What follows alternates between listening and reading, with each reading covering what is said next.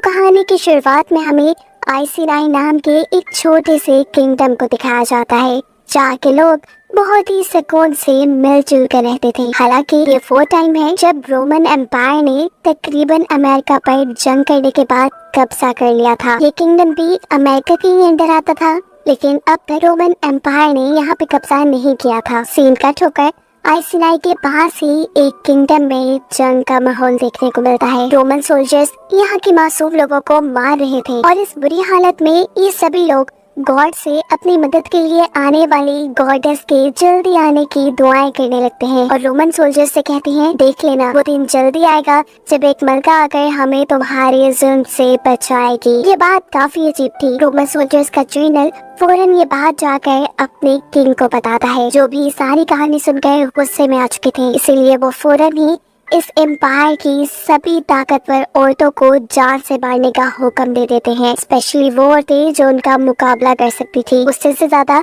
शायद उनको अपनी हार का डर हो गया था। खैर दूसरी तरफ आइसिनाई के जनरल भी उनके किंगडम के लिए बुरी खबर लाए थे, जो ये थी कि रोमन एम्पायर अपना एक नया जनरल यहाँ भेज रहे हैं। जरूर वो इनके साथ कोई भलाई तो नहीं करेगा, इन्हें अब किसी भी मुश्किल घड़ी के लिए तैयार रहना होगा। इस वक्त किंग की वाइफ बुद्धिका अपनी बेटियों के साथ बाजार जाने के लिए निकली थी। रास्ते में उनकी नजर दरख्त पे लटकी हुई लाशों पर पड़ती है। बुद्धिका की बेटियां घबरा जाती हैं, तो बुद्धिका उनसे कहती है, डरो नहीं, जरूर ये वो लोग होंगे जिन्होंने कोई बुरा काम किया होगा। तब बुद्धिका की बात काटकर बुद्धिका की मेड उससे कहती है, नहीं, इनका कसूर सिर्फ इतना है कि ये क्रिश्चियंस हैं, क्योंकि रोमन्स क्रिश्चियंस को पसंद नहीं करते, इसीलिए उन्होंने इन्हें मरवा दिया। खैर ये लोग चलते चलते बाजार आ जाते हैं, जहाँ दूसरे कबीले के है लोग जैसे ही बुद्धिका को देखते हैं तो एकदम से वो सभी उसके सामने झुक गए। वो उसे गॉडेस बुद्धिका कह रहे थे। बुद्धिका शॉक खड़ी थी, वो समझ नहीं पाई थी कि आखिर ये हो क्या रहा है। ये सब पास खड़ा एक रोमन सोल्जर भी देख लेता है। बुद्धिका को एक पावरफुल औरत मानकर वो अपने किंग के हुक्म पर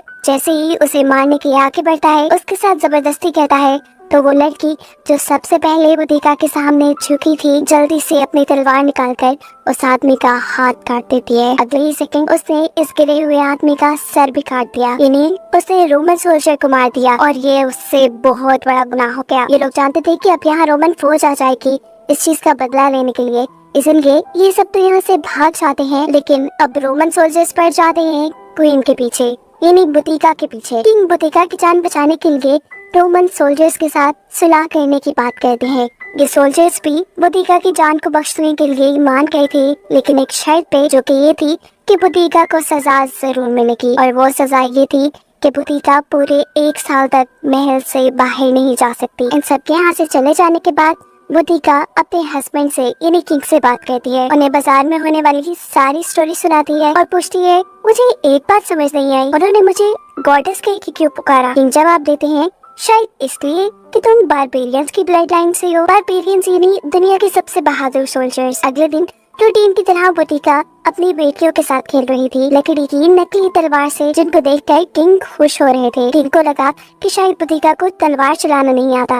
वो अपनी बेटियों के जाने के बाद जैसे ही बुद्धिका को तलवार चलाने का सबक देने लगता है, तभी बुद्धिका बड़ी ही होशियारी से उसी के ऊपर अपनी नकली तलवार से ही हमला कर देती है। बादशाह को भी समझ नहीं आया था, एकदम से वो उसकी पकड़ में आ गए थे और उसके ये चाल देखकर बादशाह समझ गए कि बुद्धिका बहुत ताकतवर है। और जैसा वो सोच रहा है कि बुद्धिका को तलवारबाजी नहीं आती, वो गलत था। वो बुद्धिका को अब अपने रूम में लेकर आता है और उसके सामने एक तलवार निकालता है। ये तलवार उसे बुद्धिका के डैड ने दी थी। ये कोई आम तलवार नहीं थी, बल्कि बारबेरियंस की तलवार थी। इस तलवार की सबसे खास बात ये कि ये गॉडेस बुद्धिका की तलवार थी, जिसे बहुत से जादुओं की मदद से बनाया गया था। अब अगले दिन आइसिनाई में रोमन जर्नल आते हैं, जिसके बारे में किंग को खबर पहले से ही उनके जर्नल से मिल गई थी।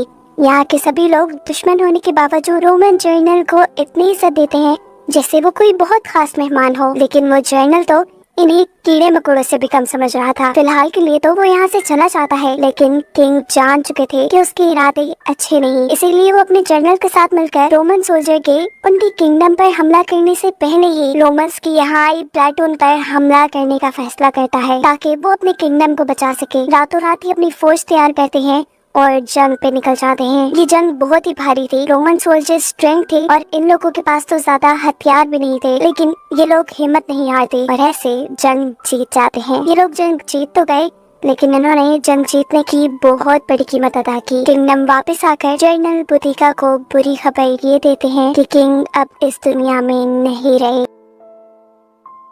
ये खबर बुदिका को बुरी तरह तोड़ चुकी थी। इतना बड़ा सदमा, अब इस किंगडम को संभालने वाला भी कोई नहीं रहा था। इसीलिए बुदिका अपने आप को मजबूत बनाती है और अपने किंगडम की सभी जिम्मेदारियां संभाल लेती है। उसके किंगडम पर हुकूमत करने की खबर जैसे ही रोमन लोगों को पता चलती है तो जनरल अगले ही दिन उसके पास पहुंच जाते हैं। इन्हें बताया जाता है कि रोमन्स की सरबराही में कोई भी औरत हुकूमत नहीं कर सकती किसी भी किंगडम पर, और बुदिका ने ये काम करके बहुत बड़ा जुर्म कर दिया था, जिसकी सजा के बदले अब उसकी सारी सल्तनत रोमन्स की हो चुकी थी। सिर्फ यही नहीं, बुदिका को इससे भी सख्त सजा दी जाती है। उसके किंगडम के, उसकी सल्तनत के सभी लोगों के सामने उसके शाही कपड़े उतारकर रोमन सोल्जर उसे दरख्त से लटका कर कोड़े मारना शुरू कर देते हैं। और यहाँ खड़ा हुआ कोई भी अपनी मलका के लिए, अपनी बुदिका के लिए कुछ नहीं कर पाता। बुदिका बुरी तरह जख्मी होकर बेहोश हो चुकी थी, रात भी हो चुकी थी, और हम देखते हैं कि आइसिनाई के अंदर बैठे हुए रोमन्स पर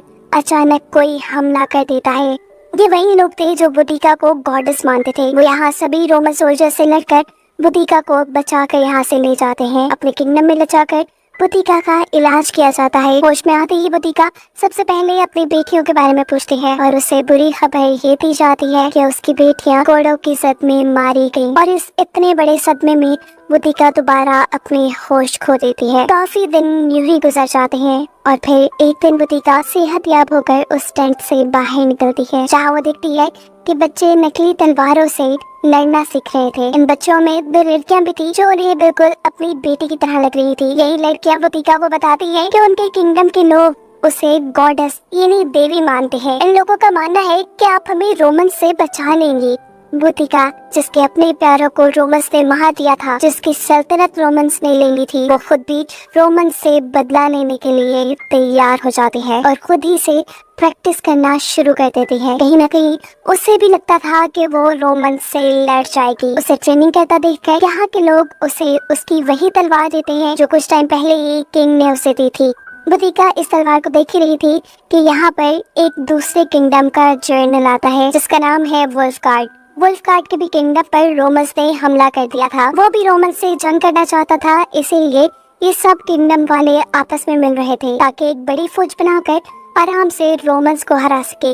ये आदमी जब बुदिका को अपने लीडर के रूप में देखता है तो उसकी बेइज्जती करना शुरू कर देता है और बाकी लोगों से कहता है, मैं एक लड़की के पीछे नहीं लड़ूंगा, वो भी ऐसी लड़की जिसे खुद लड़ना ना आता हो। वो यहाँ बुदिका के हाथ से उसकी तलवार लेकर उसका मजाक उड़ाता है और पीछे उसे नदी में फेंक देता है। अपनी तलवार को नदी में गिरता देखते ही बुदिका जल्दी से पानी के अंदर जंप कर देती है। उसे तैरना नहीं आता था। काफी देर तक वो पानी से बाहर भी नहीं आई। यहाँ के लोगों को लगने लगा कि वो मर गई होगी, लेकिन तभी अचानक बुदिका अपनी तलवार लिए यहाँ वापस आ जाती है और उसकी हिम्मत और बहादुरी को देखते हुए वुल्फगार्ड, जो पहले उसकी बेइज्जती कर रहा था, वो भी उससे इम्प्रेस हो जाता है और उसके साथ काम करने को भी मान जाता है। सभी लोग अब उसके एहतराम में उसके सामने झुक जाते हैं। रात होती है और हम देखते हैं कि सभी लोग मिलकर बुदिका के साथ एक रस्म कर रहे हैं, जिस रस्म में बुदिका को इन सब ने अपनी गॉडेस मान लिया था। और बुदिका यहाँ इन सब लोगों के सामने एक कसम खाती है कि वो अपनी जमीन को, अपनी सल्तनत को रोमन से वापस लेने की। बुदिका को खबर मिलती है कि अगले 2 दिन में उनकी इस किंगडम से रोमन्स की बहुत बड़ी प्लाटून निकलेगी, यानी उनके फौजियों का ग्रुप। बुदिका उन फौजियों पर हमला करने का फैसला करती है, लेकिन वुल्फगार्ड बुदिका का साथ देने से इनकार कर देता है क्योंकि वो जानता था कि वो सोल्जर्स बहुत बड़ी तादाद में होंगे, उनके हारने के चांसेस ज्यादा हैं। वो बुदिका से कहता है कि मैं अपने सोल्जर्स की जान खतरे में नहीं डाल सकता। ये सुनते ही बुदिका अकेले ही उनके ऊपर हमला करने का फैसला करती है। अब बुदिका अकेले ही अपने कुछ वफादार लोगों के साथ उन सोल्जर्स से लड़ने के लिए आगे बढ़ गई थी, लेकिन तभी वो देखती है कि वुल्फगार्ड भी अपने सारे सोल्जर लेकर उसकी मदद के लिए आ गया है, जो देख बुदिका को बहुत खुशी हुई थी। फाइनली अब रोमन फौज भी उनके सामने ही थी। ये लोग इस फौज के ऊपर हमला कर देते हैं। हम देखते हैं कि इसी फौज के अंदर बुदिका का पुराना जर्नल भी था। वो बुदिका से बात करने के लिए आगे बढ़ता है, लेकिन बुदिका उसे पहचान नहीं पाती और एक रोमन सोल्जर समझते हुए उसे मार डालती है। उस समय बुदिका अपने ऊपर से कंट्रोल खो चुकी थी। वो बार बार अब इस आदमी के पेट में तलवार मारते हुए अपना गुस्सा निकाल रही थी, जबकि दूसरी तरफ वुल्फगार्ड के सोल्जर्स यहाँ रोमन सोल्जर से लड़ रहे थे। जो रोमन्स को हराने में बहुत हद तक कामयाब भी हो चुके थे। ये लोग रोमन सोल्जर्स के सरों को नेज़े पे लटकाते हुए अपनी जीत का हथियार बना लेते हैं और साथ ही इनका सारा सामान भी लूट लेते हैं। इस जंग के बाद काफी अरसे तक उनके किंगडम में अमन रहा। हम देखते हैं कि यहाँ बुद्धिका से मिलने के लिए कुछ बोने आए। वो बुद्धिका को बताते हैं कि तुम्हें पूरी तरह देवी बनने के लिए कुछ रस्में करनी पड़ेंगी, जिसमें वो बुद्धिका को इंसानों का खून पिलाने के साथ साथ और भी अजीबोगरीब काम करते हैं। इन्हीं बोनों के सरदार बुद्धिका को ये बात बता देती है कि तुम्हारा एंड, तुम्हारी मौत करीब है, तुम्हें मरने से पहले बहुत कुछ करना होगा। पता चलता है कि बुद्धिका को अभी तक अपनी बेटियों के वियंस आते थे। इस औरत की बातें बुद्धिका को उन वियंस से बाहर ले आती हैं और उसे यकीन दिलाती हैं कि उसकी फैमिली मारी जा चुकी है। और इस रियलाइजेशन के बाद बुद्धिका बहुत ही ज्यादा बीमार पड़ चुकी थी, पर बुद्धिका को अभी हिम्मत नहीं हारनी थी। वो ऐसे बीमार होकर पड़ी नहीं रह सकती थी। उसकी जिंदगी का एक मकसद था, उसे रोमन से लड़ना था। इसीलिए वो अपनी एक बहुत बड़ी फौज तैयार करती है और कमिलियो नाम के एक शहर पर हमला कर देती है, जहाँ के आम मासूम शहरियों को तो रोमन्स ने मार डाला था और अब उस शहर में सिर्फ रोमन सोल्जर्स रहा करते थे। बुद्धिका के किए गए इस हमले में बहुत से रोमन सोल्जर्स मारे जाते हैं, जिसके बाद बुद्धिका इस शहर को आग लगा देती है। बुद्धिका की इस जीत की खुशी में अगले सुबह बुद्धिका के सभी सोल्जर्स अपने मुंह पे वैसा निशान बनाते हैं जैसा बुद्धिका के मुंह पे बना था। हालांकि वो ये बात नहीं जानते थे कि उसके मुंह पे बना हुआ निशान गुलामी का निशान है, जिन्हें रोमन्स ने ही बनाया था। बुद्धिका जब इनसे पूछती है कि तुम जानते हो कि इस निशान का मतलब क्या है, तब सोल्जर्स उससे कहते हैं कि हम इतने पढ़े लिखे तो नहीं, लेकिन हाँ हमें इतना पता है कि ये निशान बनाकर हम आपकी पहचान को अपना बना रही है। बुद्धिका ये सब सुनने के बाद अपने आप को काफी ताकतवर महसूस कर रही थी। वो अगला हमला लंदन में करने का फैसला करती है, जहाँ पे सबसे ज्यादा रोमन सोल्जर्स थे। ये लोग अपनी बहुत बड़ी सी फौज बनाते हैं और लंदन के ऊपर भी हमला कर देते हैं। यहाँ पर भी बुद्धिका के सोल्जर्स ने हिम्मत दिखाई थी, उन्होंने बहुत से रोमन सोल्जर्स को मार डाला था और ये जंग भी जीतती थी। इन सभी हमलों के बाद रोमन्स की ताकतें यहाँ कम होती जा रही थी, यहाँ तक कि अब रोम के लोगों को अपनी जानों का भी खतरा पड़ गया था। इसीलिए रोम के लोग अपने ही बादशाह के खिलाफ धरने देना शुरू कर देते हैं। वो बिल्डिंग चला देते हैं और यहाँ तबाही का एक नया मंजर बन जाता है। इस सारी अफरा तफरी में अब रोम के जनरल रोम के राजा के पास आते हैं उनसे पूछने के लिए कि आगे क्या करना है, क्या जंग का ऐलान किया जाएगा, वो लोग जंग कैसे करेंगे। लेकिन इन सब बातों के जवाब में बादशाह कहते हैं, मुझे क्या पता, मैं एक वॉरियर थोड़ी हूँ जो मुझे पता हो कि जंग कैसे होगी। मैं तो एक म्यूजिशियन हूँ, मुझे सिर्फ गाना बजाना आता है और ये सारी चीजें मैं हैंडल नहीं कर सकता। ये कहते ही वो अपने हाथ की फेल्स काट लेता है, यानी उसने अपनी जान दे दी थी। बादशाह के मरने की खबर बर्तानिया तक पहुंच चुकी थी। वुल्फगार्ड यानी बुद्धिका का जनरल ये बात जानता था कि अथॉरिटीज अब चुप तो नहीं बैठेंगी, वो जरूर बदला लेने के लिए आएंगी। इसीलिए वो बुद्धिका से कहता है कि हमें कुछ अर्सा के लिए गायब हो जाना चाहिए और फिर थोड़ी ही अरसे बाद हम और भी बड़ी फौज बनाकर दोबारा हमला करने के लिए निकलेंगे। लेकिन बुद्धिका अब कदम रोकना नहीं चाहती अपने, वो बस रोमन्स को खत्म करना चाहती है, चाहे उसे इसकी कोई भी कीमत अदा करनी पड़े। जवाब में वुल्फगार्ड कहता है कि मैं अपने सोल्जर्स की जान बार बार खतरे में नहीं डाल सकता, अगर अब जंग आपको करनी है तो आपको अकेले जाना पड़ेगा। बुद्धिका का फैसला अटल था, वो सिर्फ एक ही कबीले के लोगों को लेकर जंग पे निकल जाती है। लेकिन इस मर्तबा रोमन्स भी जंग की पूरी तैयारी के साथ आए थे। इस मर्तबा उनसे लड़ना आसान नहीं हो रहा था।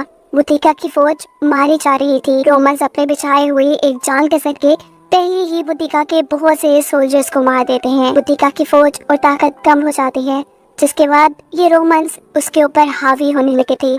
इस टाइम उसके ऊपर भी एक रोमन सोल्जर हमला करता है और वो नीचे गिर जाती है। वो बहुत तकलीफ में थी, लेकिन लाचार होकर वो मरना नहीं चाहती थी। हिम्मत करके वो दोबारा उठती है, उसे लड़ना था तब तक जब तक उसके जिस्म में आखिरी सांस थी। ये लोग हार के बिल्कुल करीब ही थे कि तभी उसे पीछे से वुल्फगार्ड की आवाज आती है, जो यहाँ अपने साथियों को लिए बुद्धिका की मदद को आ चुका था। यहाँ जंग दोबारा से शुरू हो जाती है, जिसमें अब बुद्धिका के लोग जंग जीतने की तरफ जा रहे थे। लड़ते लड़ते बुद्धिका को उसकी बेटियों के बियन आते हैं, जो उससे कह रही थी कि आप जो भी कर लें, एंड पे आपको मरना ही है। उसकी बियंस उसका ध्यान लड़ाई से भटका देते हैं और ऐसे में उसे एक तीर लग जाता है। बुतिका को गिरता देखकर रोमन सोल्जर्स के लिए तो जैसे ही गोल्डन मौका था, वो सारे एक साथ मिलकर जोर जोर से तलवारें बुतिका के जिस्म में स्टैब करते हुए उसे जान से ही मार डालते हैं। बुतिका मर चुकी थी और उसे मरने से पहले सिर्फ अपनी फैमिली के साथ बिताए अच्छे लम्हों के वियंस आए थे। जंग बुतिका जीती या नहीं ये तो नहीं बताया गया, लेकिन कहानी के पोस्ट क्रेडिट सीन में हमें बताया जाता है कि बुतिका की ये कहानी असल थी। आज भी बुतिका और बुतिका की बेटियों का स्टैचू लंदन में लगा है, जिसको दिखाते हुए